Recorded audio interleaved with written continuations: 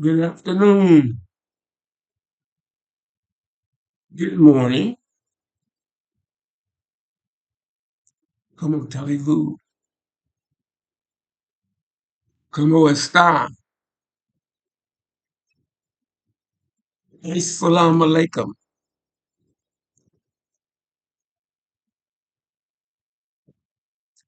What's up, bro? This is MUSAU MattmeachamJR signing in on Earth. Well, the- this is interesting. This, this is so interesting. The things that I discover every day, the things that I discover on every minute that I'm on this earth.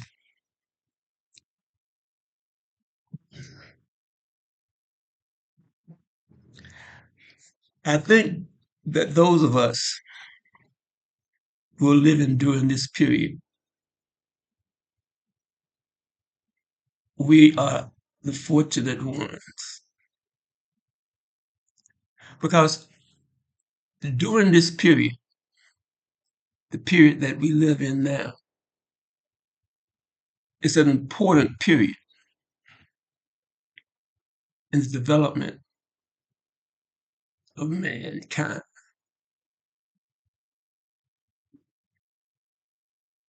I I've organized my books, and I have three books that I'm working on at this point in time.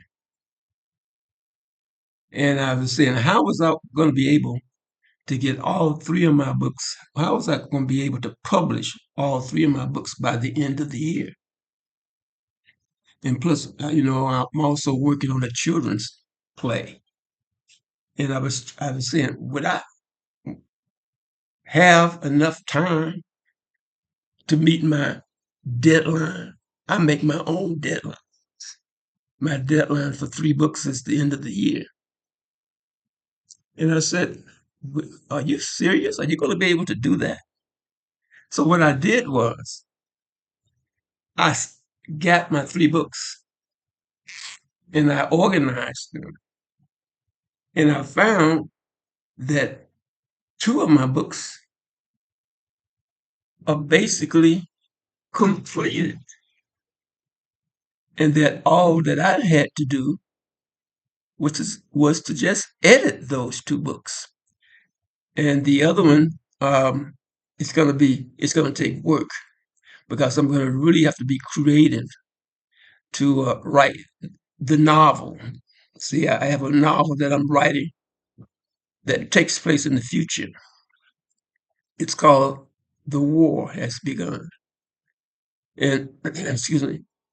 And the thing is, I looked at that. I said, that's going to be my challenge. The other two books, it's just a matter of just editing them.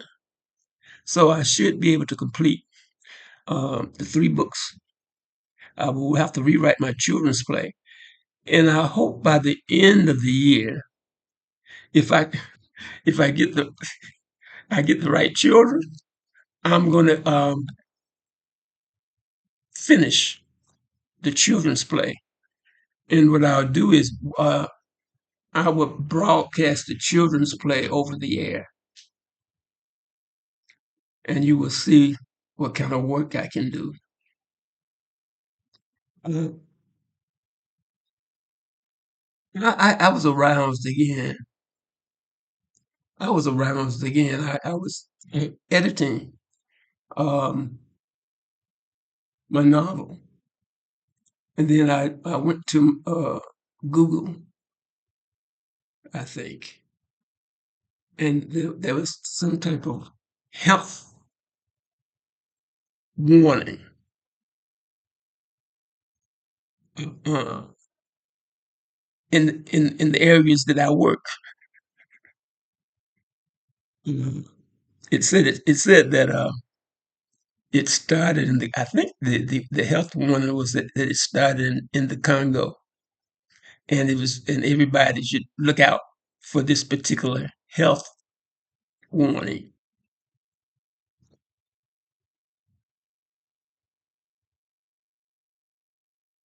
The pharaohs are still at work. The pharaohs work 24 hours a day. And perhaps that's why they have been able to control the world. But it's like anything that exists. It's like anything that we know that exists. There is the beginning, there is the development and growth, there is the aging process, and then there is death. Death. We are all, as we exist in this human form, our destiny, our destiny was written before we came out of our mother's womb. We are born, we mature, and we die. Those are the laws of the universe in which we live in. Perhaps in other universes, and I would not doubt that there are other universes where you have organisms or lives that live, that exist forever.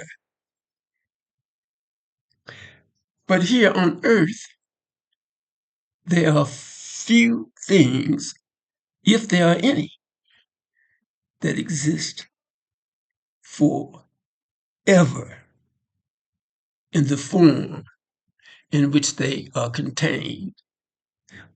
What am I saying? I'm talking about a sociological issue. I'm talking about a political issue. I'm talking about a philosophical issue. I am talking about a human issue.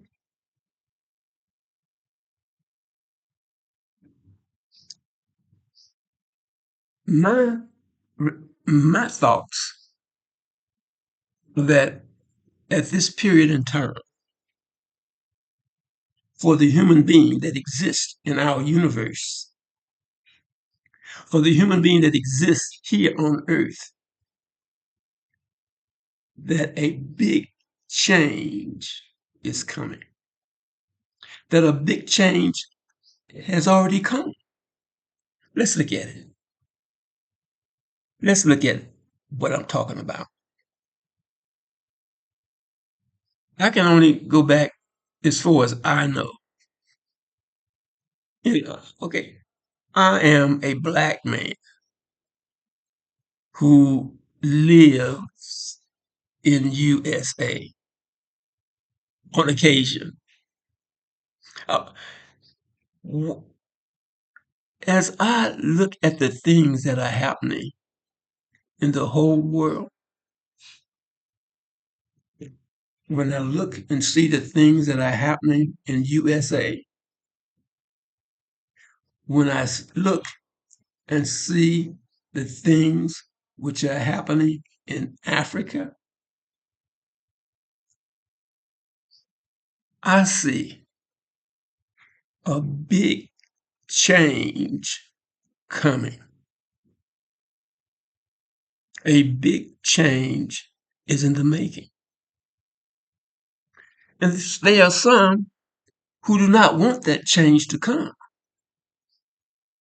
And there are some who even try to prevent that change from coming.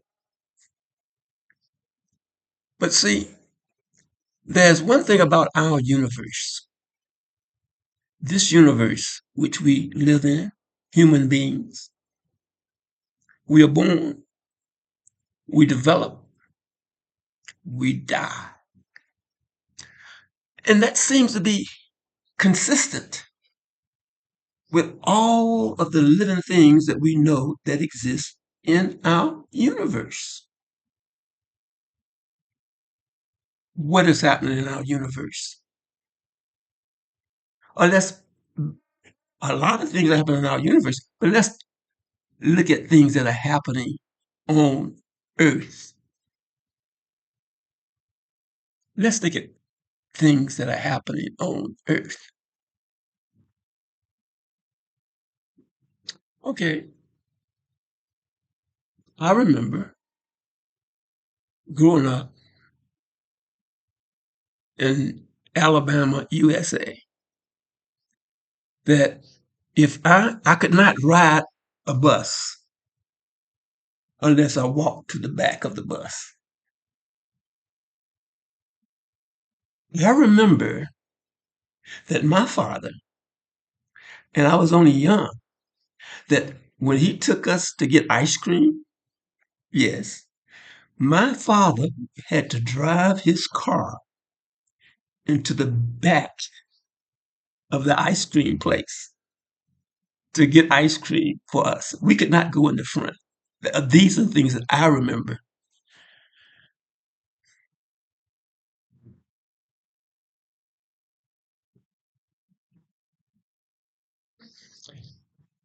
I remember when I was a university student. Okay, now I graduated first in my class in the school that I went to in Alabama. And I went to a school called Tufts University. And I remember that I sat in a drama class. I was taking a course at the university. And I was sitting in the class, or in a drama class, and I was, happened to be the only black sitting in the class. And this grown man professor, noticing that I'm sitting, this young man, he said, even a nigger can make it in drama. Okay, I'm only just looking at some of the things that I remember as a child, as a young man. So I grew and matured and traveled and wrote and have written over 500 books. Yes, published over 500 books at this point in time. And I look at the world and I see where the world was, and I see where the world is, and I see where the world is going. Do you think, do you think that God is going to allow Israel to do what it's doing to those Palestinian people? Do you think God is going to allow that to continue?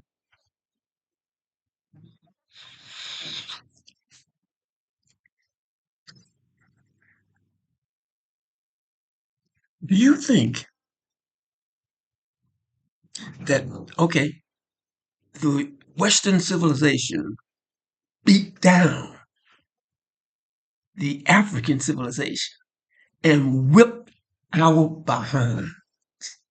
There was a reason for that. There was a reason for that. The question is, why did God allow those Western Europeans to go into our lands and whip our behinds and take our land and our wealth? And they still do it today. Why has God allowed that to happen? Corruption, immorality. What was our behavior? What were we doing when these guys came from way up north and took our lands and whipped our behind and took our wealth and ruled Africa and black people for centuries? Why did God allow that to happen?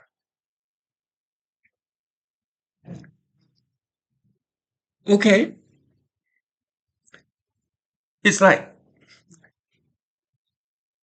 you got, it's interesting how the paradox exists. Let's look at this youthful generation that's popping up, just popping up. It's a paradox that even though this youthful population has popped up and rebelled against its elders, but the question is, what are the elders doing? Corruption is a fact. And sometimes when we have to deal with certain things, we have to be harsh. For instance, let's put ourselves in a child's place. And the mother says, don't do this. And the mother says, don't do that. But then the child still does what the mother says don't do. So if she's a concerned mother, she has to discipline that child so that that child will understand not to do that. So she may have to give him a spanking, and he has to cry. She has to hurt him. She has to put him in pain to make him understand. Let's see what obedience means, and who is the one who's demanding the obedience. Okay, the mother knows that if that child walks into the street, that a car is a possibility that a car will hit that child. It will harm that child, hurt that child, or kill that child. The mother knows that. So she tells the child not to walk into the street, and the child walks into the street. So for that child to understand that he should not walk in the street, she gives him one of the worst weapons of his life. And that child will remember that if he goes in the street, he knows that he is going to get a serious punishment. But look what the mother has to do, and consider why she has to do it. She has to give him pain, and she gives him pain because she loves him. It's ironic. It's a paradox. She whips us behind. She whips us behind bad because she knows that if he goes out in the street, a car is going to hit him. And he will never forget when she put that whipping on him, that child's going to remember, better not go back in the streets like that. So sometimes it takes pain for us to go in the right direction. So when those young people became prey to the colonial masters, and they came out and rebelled against the institution, they burned down the cities. They burnt down the government facilities. They were totally disorderly. But maybe, maybe it took that strain, it took that expression to say to their parents that you are doing the wrong thing. So they become tools of the enemy. The enemy. Who is the enemy? Who is the enemy? What is the enemy? Where is the enemy? This is MUSAU MattmeachamJR signing out on Earth.